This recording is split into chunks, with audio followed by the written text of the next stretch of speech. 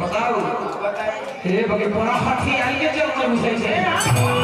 कोई के कोई ए भाई मिथिला के सखी लोग पहले मजाक करते नहीं काहे का फरल बने तू तनी सा कहो ना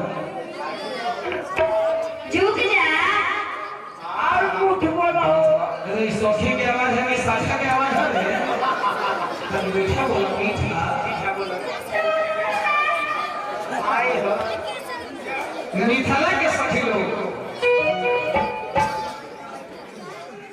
आज देखिए हमरा श्री वीरेंद्र बाबू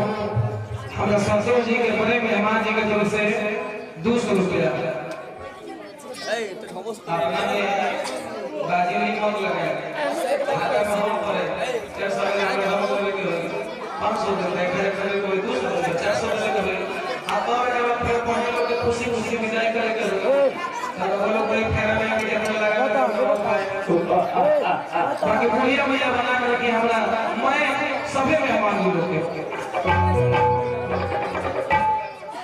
जनकपुर के सभी लोग श्री राम जी के पहुना माने मेहमान जी दुल्हा जी जीजा जी सब कहे वाला कहले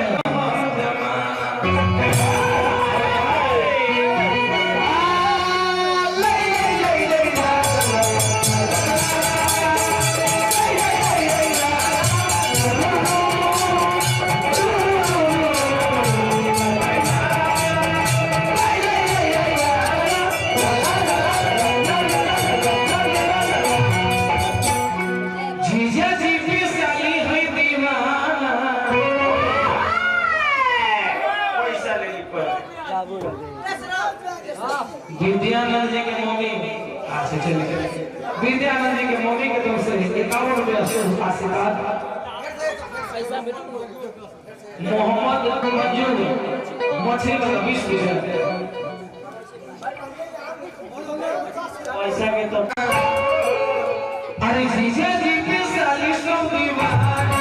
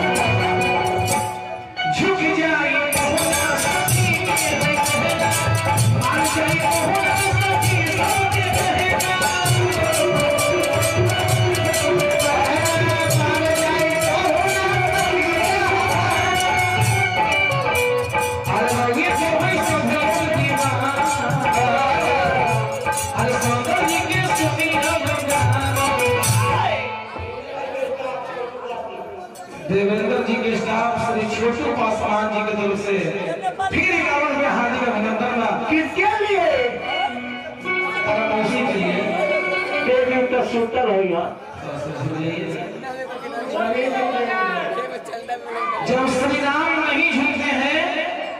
तो पूरे देवताओं मंत्री भगवान को नहीं झुकेंगे तो धनुष झुकने से क्या फायदा होगा फूल के वर्षा हो रहा है महाराज के पास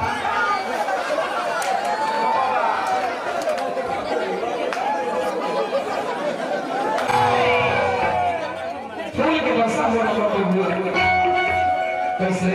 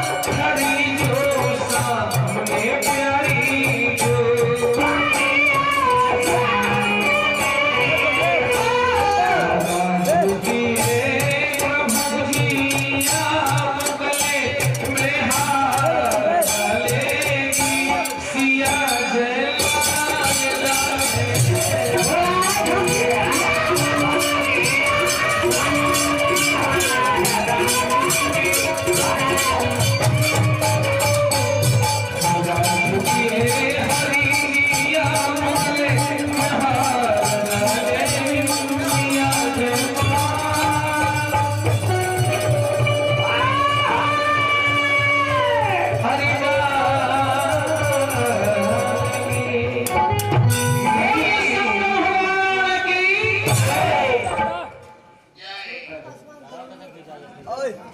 श्री छोटू पासवान जी, देवेंद्र पासवान जी के बड़ा ही सुंदर मिस्त्री हैं। टेंट हाउस के मालिक के पता ना है। कीड़ा से मत सही करी।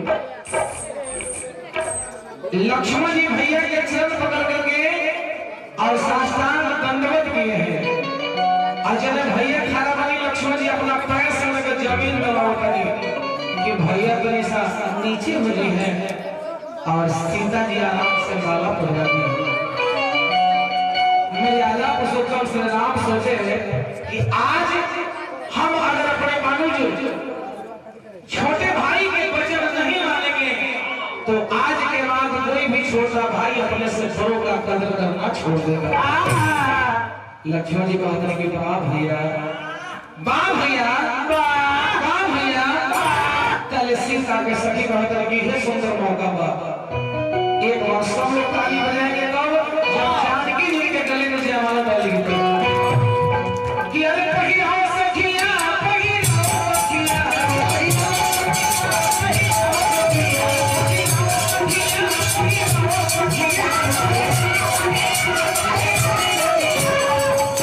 अरे अपना दुल्हा अरे राजा राम जी अतमाला पहिरा सखी।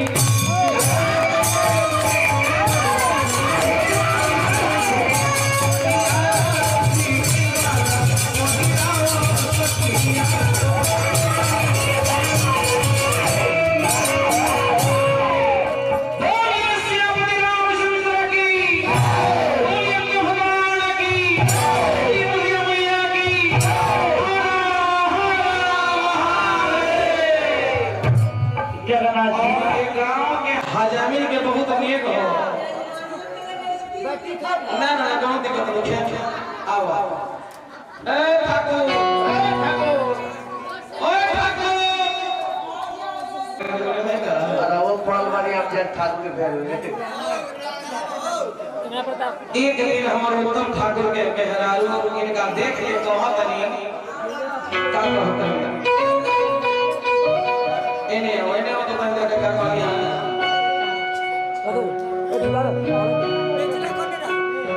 कि हर दिन पर दिन बिगड़ल जाता। छोड़ा होगा क्या वाला एक तरीका ना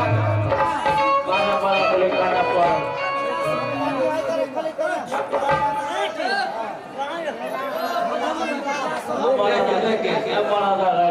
देखिए तो मर्दा कलमा पीले हो अब बेचारी हजानी समझावा हमें अपना मौत के राजा भैया अब उन्हें सन्नासा में हिरते जोते आओ लगे तो कहते हैं जय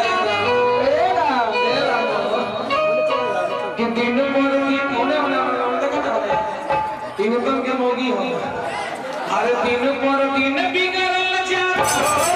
अरे रुपवा के दासा नासा छोड़ो की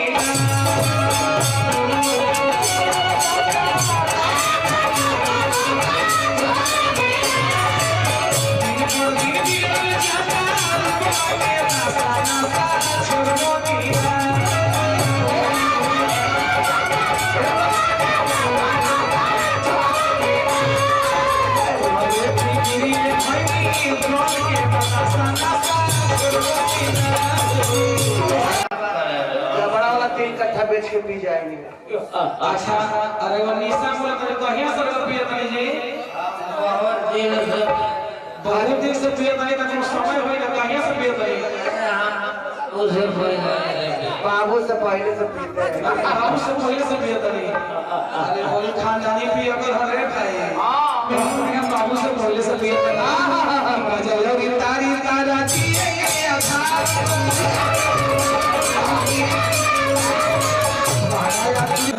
फरमाइश तो हेलो फरमाइश में आपका स्वागत है। हेलो फरमाइश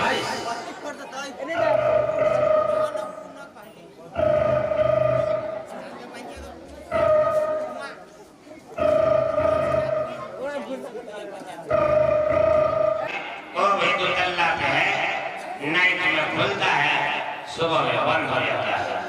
बहुत अच्छा कारोबार है। तो अभी आप ये हेलो फरमाइश सुन रहे हैं।